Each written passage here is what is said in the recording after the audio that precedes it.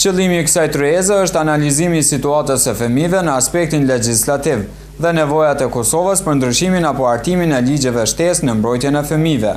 Të gjejmë mangësitë ligjore dhe nevojat për legjislacion të ri, ku gjithë aktorët do të kenë mundësi të reflektojnë në ligjet aktuale që zgjidhin situatën e të drejtave të fëmijëve dhe nevojat për ndryshimin dhe plotësimin e këtyre ligjeve dhe hartimin e ligjit të nevojshëm apo ligjit të ri për mbrojtjen e të drejtave të fëmijëve.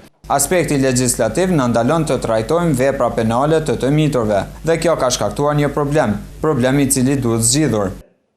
Për në tryezën e sotut në shumë problemin kësh ne këta nër 14 vjeqarë.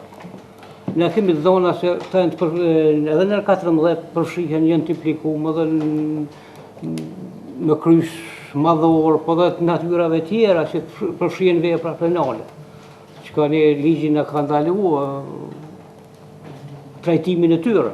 Në është me letra kemë bo bollë dhe me fjallën për kështu, po konkretisht me një punë nuk është bonas, nuk është marrë asë një veprim drejtim një marrumë një qerë dhe një objekt ose një për personat braktisën, për personat që po flasin.